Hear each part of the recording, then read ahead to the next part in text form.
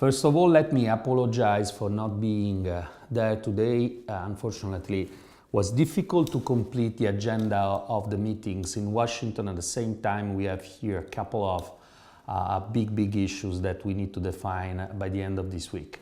But there will be occasion, and I want to plan a visit to Washington as soon as possible. I think the issue that you're going to discuss today is one of the most important on the political agenda, and is also a key to rebalance globalization, which is mostly needed and is considered to be a key issue in many countries. Now let me give you my view on this specific topic. First of all, a new system based on 3 layers was taking place, a new system of governance of globalization. And basically these three layers were the first one, WTO, and negotiation, the multilateral negotiation that are taking place within the WTO context. The last and the only one, I would say, agreement that we signed was in Bali, but it was an important one, the Trade Facilitation Agreement, which was subscribed by all the members of the WTO.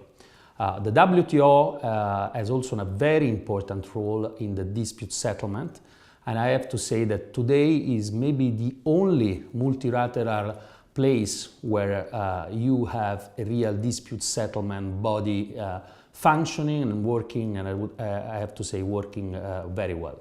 So this is the first layer. The second layer, which is very important, is the plurilateral agreement on specific sectorial, let's say, sectorial issues, such as the one that we have concluded in Nairobi last year in the context of the WTO ministerial meeting on technology goods, the so-called ITA second, and the many others that are under discussion. The most important one is the TISA, the service one, but there is also another one on the green goods, the IGA one.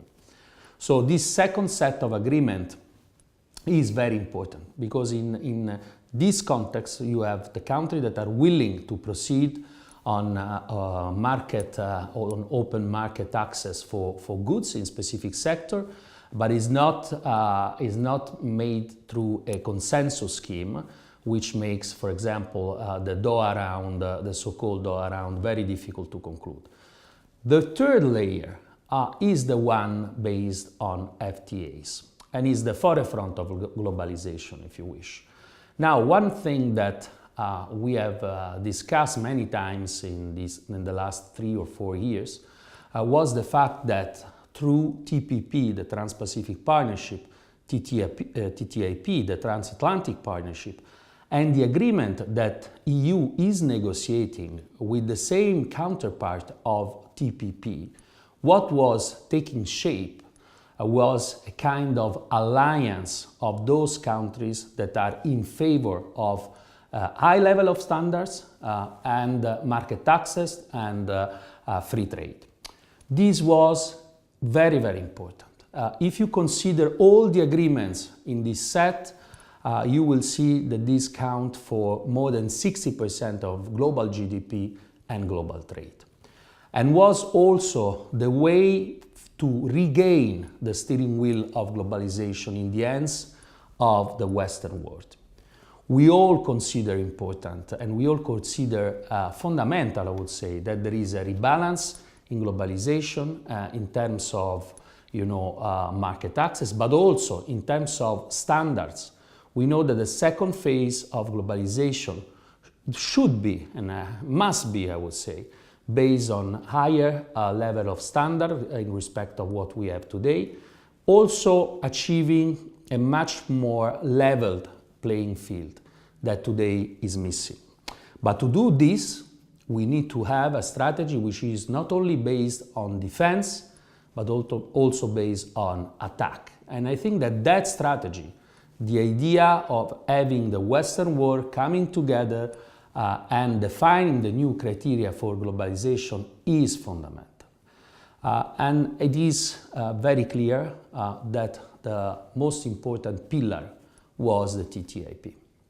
And I think that we should not look at the TTIP as something that is dead, and we should find a way, given new political condition, to pursue this important objective, maybe restructuring the way in which we are negotiating the agreement. Now, 3 years ago, 2 years and a half, I would say, at that time I was in the Italian presidency of the Trade Council. What I proposed to US was the idea of having what was called a light TTIP, or early harvest. The idea was to conclude the agreement on the first bulk of issues, including regulatory convergence for those sectors that have already reached an agreement, tariff, and some other important issues.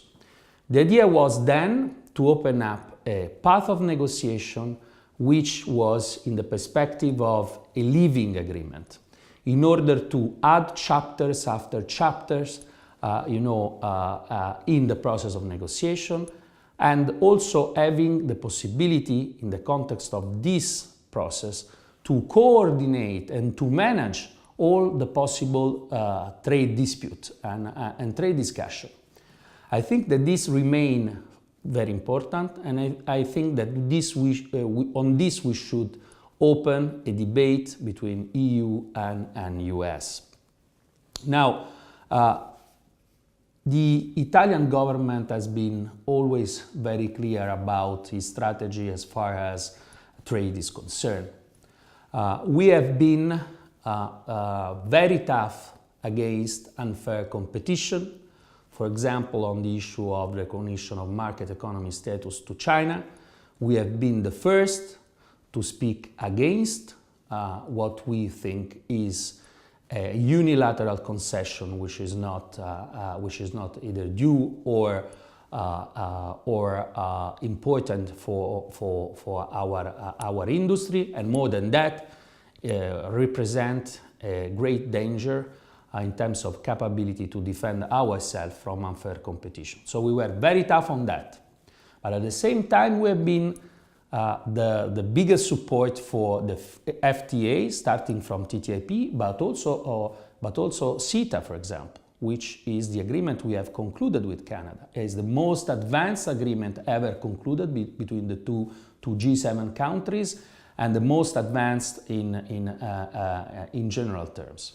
We have many chapters that are not present in any other agreement around the world. So I think that we need to balance these two elements: attack new free trade agreements and defense, being more assertive against unfair competition. Now, if this objective is shared, the idea that we need to rebalance globalization and we need to defend but against unfair competition, then I think we can find a way of restart a cooperation between EU and US on trade. If instead the protection is not against unfair competition but is against competition, then there is a huge problem. And this huge problem is not only because this system that we have designed together, Europe and US after the Second World War, is at the base and is the pillar of the trade system. The problem is that to protect from fair competition will cause a loss of competition within our system. And this is the question we need to understand. What is the position of US on this specific matter?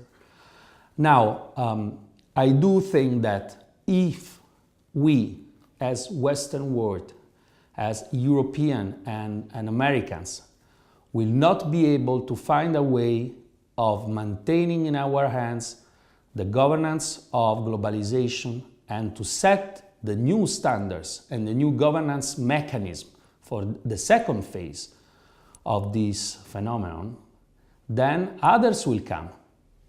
There is no scenario in which this vacuum will not be filled by others.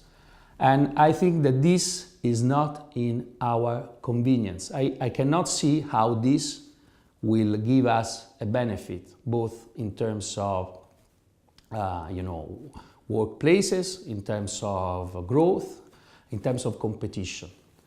I think that we should be ambitious. Working together, US and Europe, we can really reshape globalization. And we can work on a long-term plan in order to bring back the governance of this very difficult phenomenon in our hands. Thank you.